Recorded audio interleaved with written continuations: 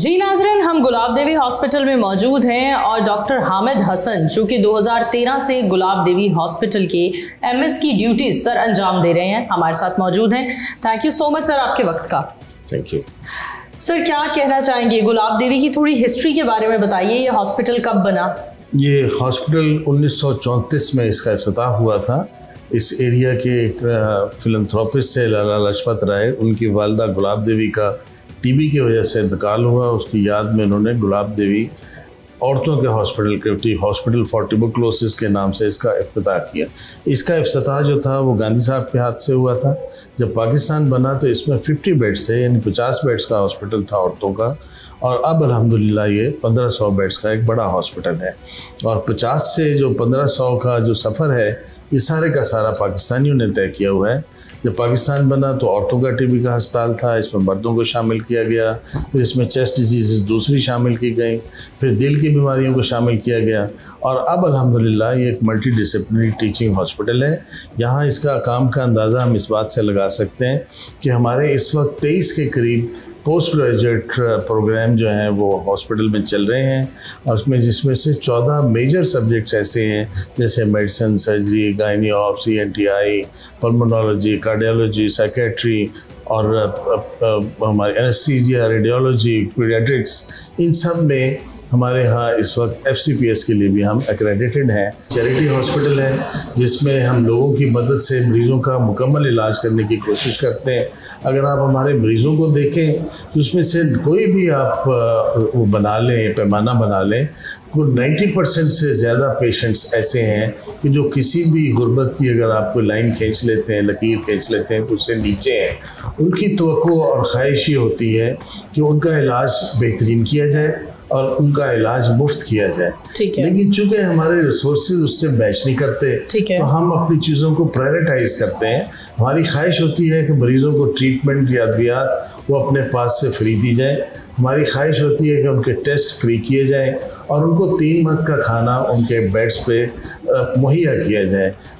इस काम के लिए हम अपनी तगोदौ करते रहते हैं, और बहुत से लोग हैं जो इस सिलसिले में हमारी मदद करते हैं। मुखय्यर हज़रात, अल्लाह उनके इस सारे जज्बे को सलामत रखे, उसको कबूल करे, उसकी वजह से हम इन मरीज़ों की खिदमत कर पा रहे हैं। जब से पाकिस्तान बना, हुकूमत बनी, तो हुकूमतों ने गुलाब देवी हॉस्पिटल को कितने फ़ीसद सपोर्ट किया? जो पिछले कुछ सालों तक हमारा जो गवर्नमेंट का हमें ग्रांट देती थी एज प्राइवेट अपनी सोशल रिस्पॉन्सिबिलिटी के तौर पे, तो कुछ अरसे तक ये तकरीबन 30 से 25% तक था। 2 साल पहले अगर हमारा 2 बिलियन का बजट है तो उसमें 50 करोड़ गवर्नमेंट ने हमें ग्रांट देने का बजट में रखा था, लेकिन बदकिस्मती से पिछले दोनों सालों में अभी तक हमें वो ग्रांट मिल नहीं सकी है, जिसकी वजह से हम थोड़े से फाइनेंशियल कंस्ट्रेंट्स का शिकार हैं। लेकिन हमारी कोशिश है कि हम अपने मरीजों का काम उसी तरह करते चले जाएं, उसमें कोई रुकावट ना हो। डोनेशन के हवाले से हमें बताइए, कितने वसाइल है, मतलब जो हॉस्पिटल के वसाइल हैं, डोनेशन कितनी आती है और आप लोगों को ज़रूरत कितने पैसों की है? असल में हमें तो ज़रूरत, अगर हमारा इस वक्त 2 बिलियन हमारा बजट है तो उसमें से तकरीबन 17 करोड़ के करीब तो हमारा डेफिसिट बन जाता है। अगर गवर्नमेंट हमें वो ग्रांट दे भी दे तो 17-18 करोड़ हमारा डेफिसिट बनता है हर साल। लेकिन हम वो डेफिसिट कहीं से ले तो नहीं सकते हैं, हमारे पास कोई ज़रिया ऐसा नहीं है। तो हम ये समझते हैं कि मरीज़ जो हमारे पास आता है उसकी ट्रीटमेंट हम यहाँ से उठा के ट्रीटमेंट यहाँ कहीं ले जाते हैं, लेकिन उसका मेरिट यहाँ होना चाहिए। वो जो डेफिसिट है वो एक्चुअली उसकी वजह से वो गैप होता है जो नज़र आ रहा होता है। तो हम अपनी सर्विसेज को बहुत बेहतर कर सकते हैं, स्टेट ऑफ द आर्ट कर सकते हैं। जो दूसरी उनको कमोडिटीज़ चाहिए, जो उनकी फैसिलिटीज़ चाहिए, उन फैसिलिटीज़ को बहुत ज़्यादा इम्प्रूव कर सकते हैं। अगर हमारी इनकम में इजाफा हो जाए, हमारी पास पैसे, बजट ज़्यादा हो जाएगा, तो मरीजों की बेहतर खिदमत कर सकते हैं। एमरजेंसीज में, OPDs में कहीं पर भी हमें AC की सहूलत नहीं मिली।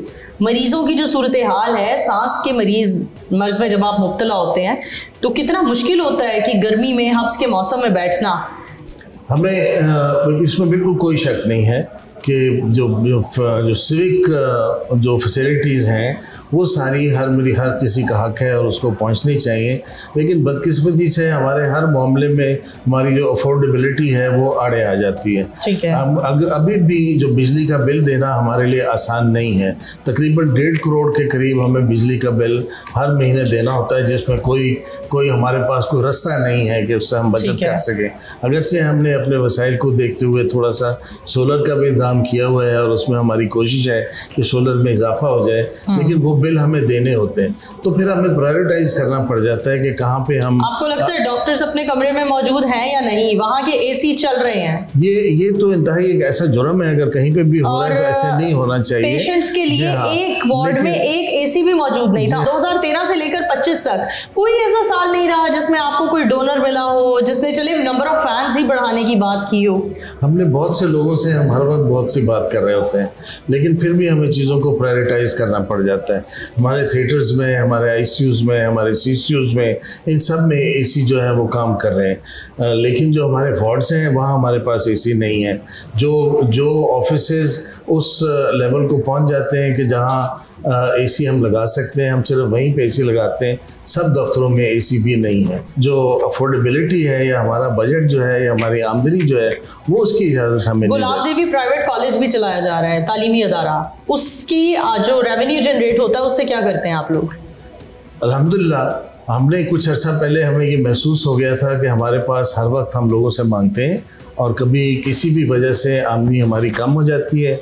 कोविड आ गया, हम जीरो पे चले गए, कोई और वजह आ गई, गवर्नमेंट के कोई लॉसेस हो गए, उन्होंने कोई और ऐसा प्रोजेक्ट बनाना था, हमारे पैसे कट गए। तो हमारे कुछ अपने प्रोजेक्ट ऐसे होने चाहिए कि जिसमें हम सेल्फ सस्टेन करें। हम कॉलेज चला सकते हैं, हम बच्चों को पढ़ा सकते हैं, हम बच्चों को पढ़ाना चाहिए, खैर का काम है। वो डॉक्टर बनेंगे, मरीजों को देखेंगे, खैर का काम है, उन्हें बनना चाहिए। फैकल्टी आएगी, वो हमारे मरीजों को देखेगी, हमारी quality of treatment, quality of patient care कहीं ऊपर चली जाएगी। हमें वो करना चाहिए और हमने वो किया। उसके बाद जो हमने मेडिकल कॉलेज बनाया वो कमर्शियल नहीं है, प्राइवेट है बट कमर्शियल नहीं है। उससे जो भी आमदनी आती है वो हॉस्पिटल को जाती है। अब पिछले 2 साल जब गवर्नमेंट ने अचानक हमारा बजट जब हमें गवर्नमेंट से नहीं मिला, किसी भी वजह से कम हो गई, तो हम खड़े इसी वजह से हैं। इसी वजह से आपको हमारे पेशेंट्स का ट्रीटमेंट वाइज सेटिस्फेक्शन कि उनकी इन्वेस्टिगेशन भी फ्री हो रही होंगी, उनको ट्रीटमेंट भी फ्री मिल रहा होगा मोस्ट ऑफ द टाइम। ये नहीं कि 100%, कभी 10% ऐसे केसेस होंगे जो हमारे पास दवाई नहीं होगी तो मरीज से कहेंगे कि इसमें को हमारी मदद कर। सर, हमने गुलाब देवी हॉस्पिटल का विजिट किया, हमने पूरे गुलाब देवी हॉस्पिटल में कहीं पर भी सीसीटीवी कैमरास नजर नहीं आए। आपको नहीं लगता इसमें गबन भी हो सकता है? हम इसको बेहतर करने की कोशिश कर रहे हैं। अभी पहले हमने अपनी एंट्रेंस पे, आउटडोर में कुछ पॉइंट्स पे, अपने कैशियर के पॉइंट पे जहाँ हमारे वो बॉक्सेस पड़े हैं, कुछ हमने ऑक्सीजन प्लांट के साइड पे, इस तरह हमने सीसीटीवी कैमरास लगाए हुए हैं। लेकिन आपकी बात बिल्कुल ठीक है, वो कम है। अब हम इनको ज़्यादा करने के हमारा एक प्लान है, हम इसको इंक्रीज़ करेंगे। थोड़ी सी बजट में हमें सहूलत हो जाए, क्योंकि मरीजों का इलाज तो हम बंद नहीं कर सकते। इस काम में हमें थोड़ा सा वो इंतजार करना पड़ेगा, लेकिन इंशाल्लाह हम इस कोशिश में हैं कि इसको हम ज़रा और बेहतर कर लें। पिछले 2 सालों से हुकूमत ने आपको सपोर्ट नहीं किया, लेकिन हर जगह हमें हुकूमत के बैनर्स लगे नज़र आ रहे हैं। इसकी क्या वजह है? कुछ ना कुछ तो सपोर्ट कर रही होगी। जो सोशल वेलफेयर डिपार्टमेंट में है उसमें उनकी तरफ से हमें ज़कात फंड आता है थोड़ा सा, तो ये सपोर्ट गवर्नमेंट की हमारे पास है। ठीक है जी हाँ। इसके अलावा ये है कि हुकूमत का ख्याल ये है कि उनको जो हेल्थ कार्ड से जो पैसे आ रहे हैं वो हुकूमत की तरफ से एक्सपोर्ट हो रही है। उनका एक्चुअली उनके जहन में या उनके ख्याल में ये एक ऐसी बात है, उनकी तरफ से दलील है। हम उससे थोड़ा सा डिफ़र करते हैं। हम डिफ़र इसलिए करते हैं कि जो हेल्थ कार्ड का पेशेंट आता है अपने लिए पैसे लेके, वो अपने इलाज के लिए लेके आता है। उसमें हमें ये नहीं होता कि हमें बड़ी आसानी होती है उस मरीज़ का इलाज करने के लिए, लेकिन वो मरीज़ भी तो अपने इलाज के लिए आ जाता है ना, वो पैसा तो उस पर खर्च हो जाता है। सांस के मरीजों के लिए ऑक्सीजन एक बेसिक नीड होती है, ऑक्सीजन सिलेंडर। हमने देखा यहाँ पर ऑक्सीजन सिलेंडर भी बहुत नाक़िस हैं और ऑक्सीजन सिलेंडर की सहूलत भी मौजूद नहीं है, पेशेंट्स बाहर से खरीद कर ला रहे हैं। अगर गुलाब देवी हॉस्पिटल सभी ये फैसिलिटीज, बेसिक फैसिलिटीज नहीं प्रोवाइड कर रहा, तो आप लोग आवाज क्यों नहीं उठा रहे हैं? खामोशी से क्यों बैठे हैं? जहाँ तक ऑक्सीजन का ताल्लुक है, ऑक्सीजन चूँकि लाइफ सेविंग है, इसमें हम उस तरह का कॉम्प्रोमाइज़ नहीं करते जिससे ये इंप्रेशन आए जो आपने बात की है। उसमें हमारे सैकड़ों में पॉइंट्स ऐसे हैं बेड्स के जो HDUs हैं, हमारे CCUs हैं, और हमारे वार्ड्स के कई सारे बेड ऐसे हैं कि जहाँ पे हमने ऑक्सीजन को सेंट्रल सप्लाई के साथ ठीक किया हुआ है। जो दूसरे जो सिलेंडर हैं वो हमारे चंद जगहों पे ही हैं। एक्चुअली तो हमारा सेंट्रल सप्लाई लाइन है, वो बेड्स हैं ऐसे पूरे HDUs हैं जो सेंट्रली ऑक्सीजन सप्लाइड है। हमारा सिर्फ ऑक्सीजन का बिल महीने का जो है वो 6 मिलियन के करीब होता है। तो ये हम बहुत बड़ी मिकदार में ऑक्सीजन का इस्तेमाल हमारे पास होता है, क्योंकि हमारे पास मेन बल्क जो है वो ऑक्सीजन का है पेशेंट्स का। ये ठीक है कि कुछ पेशेंट्स को हम सिलेंडर्स पे भी करते हैं। हम जब पेशेंट को ट्रांसफ़र करते हैं तो उस वक्त हमें सिलेंडर्स की भी ज़रूरत होती है। कभी हमारे नॉन ऑक्सीजन बेड्स जो है वहाँ पे हमें ऑक्सीजन का पेशेंट रखना पड़ जाता है, जिसके लिए हमें सिलेंडर की ज़रूरत होती है। लेकिन हमारा कोई भी चीज़ उस क्वालिटी को पूरा करता है जो क्वालिटी मेडिकली रिक्वायर्ड है। सफाई, चलिए ये तो डोनर्स के ऊपर डिपेंड करता है ना, वो पैसे देंगे तो चीजें नई आ जाएंगी। आपके पास इतना अमला भी मौजूद नहीं है जो सफाई का ख्याल रख सके। पेशेंट्स की जितनी मेडिसिन जरूरी है उतना ही उनका साफ एनवायरनमेंट भी उनके लिए जरूरी है। जी, आपने बहुत अच्छी बात की है। इस सफाई को कायम रखने के लिए हम पूरी कोशिश भी करते हैं, और मुझे उम्मीद है कि आप जब रैंडमली एक दफा अगर आप हॉस्पिटल में जाएंगे अचानक, हम रैंडमली गए हैं और सूरत हाल आवाम ने देखी है। हाँ, लेकिन बहुत सी जगहों में आपको हमारी जो एरिया की सफाई है वो बहुत सारे पब्लिक सेक्टर से। सर, आपने इमरजेंसी के वॉशरूम्स का विजिट किया, शदीद गंदे। जी, हमने वार्ड्स के वॉशरूम्स का विजिट किया, मतलब इतने गंदे। हमने OPDs के वॉशरूम्स का विजिट किया, वो भी गंदे।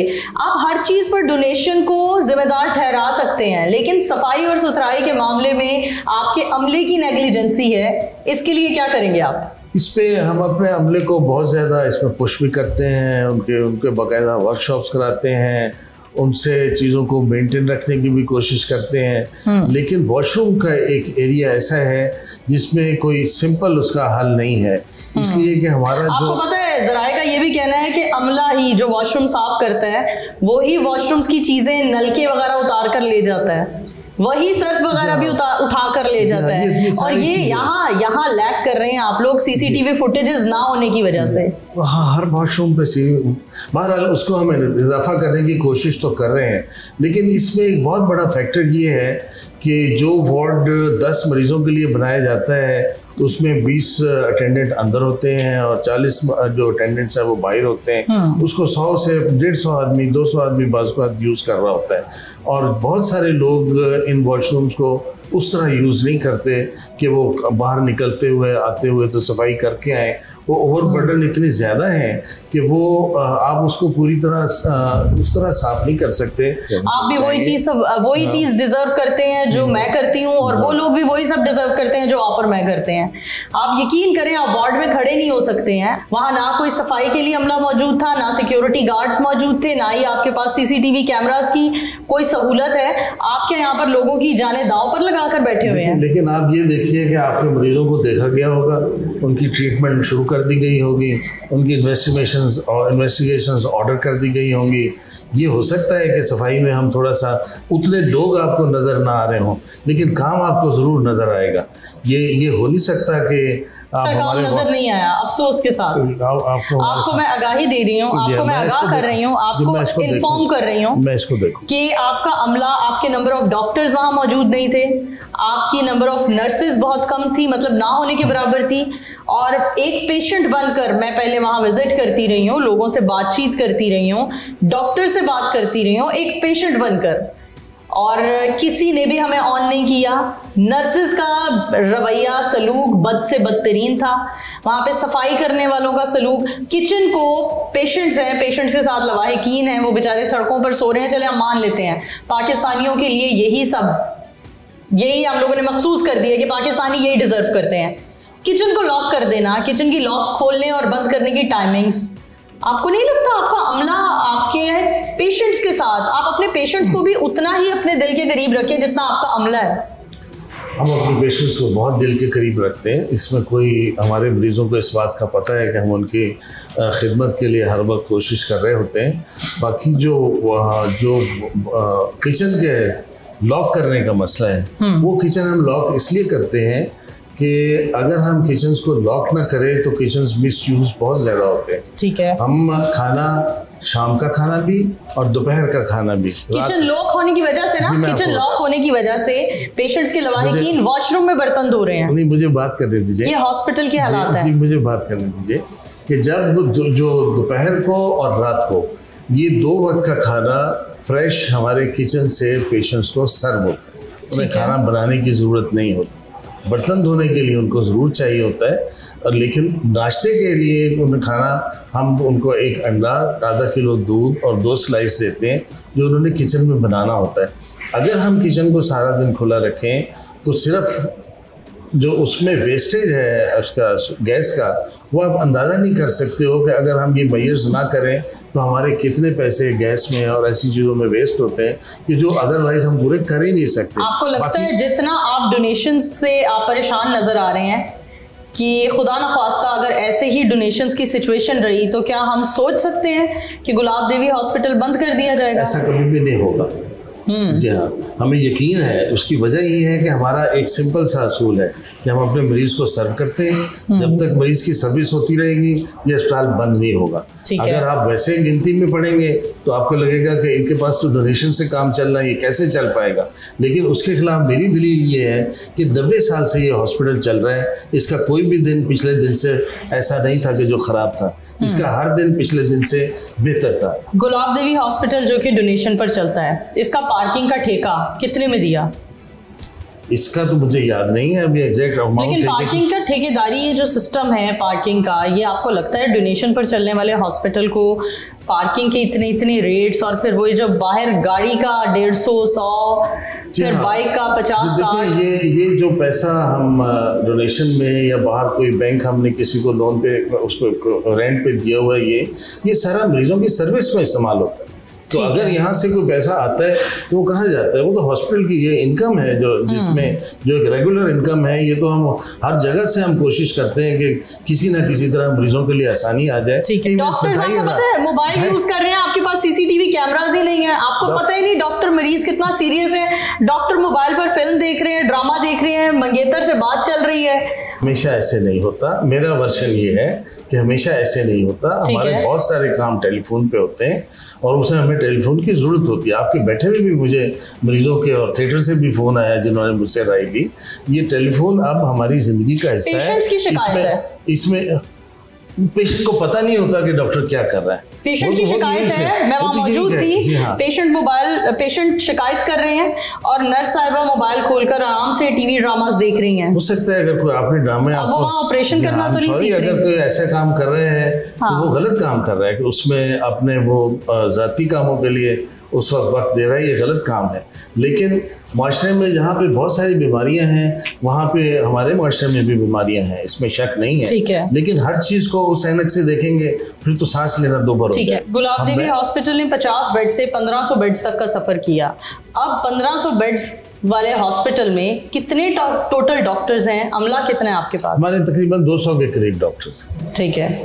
हमारी स्टाफ अभी हमारे कम हुए हैं काफ़ी, क्योंकि गवर्नमेंट ने हमारा जो नर्सिंग स्टाफ के वैकेंसी ज़्यादा करनी है तो हमें उसमें थोड़ी सी मुश्किल हो रही है।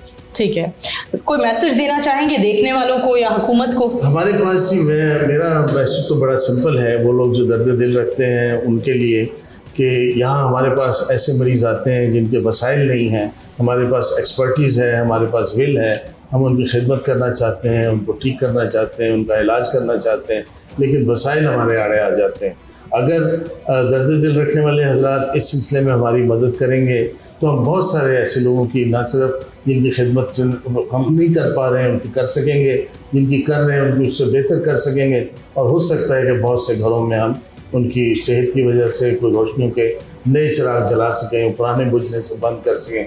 हम इस सिलसिले में जितनी भी हम हिम्मत करेंगे उतना ही मेरा ख्याल है कि हम अपने मरीजों की बेहतर खिदमत कर सकते हैं। Thank you so much doctor साहब आपके वक्त का।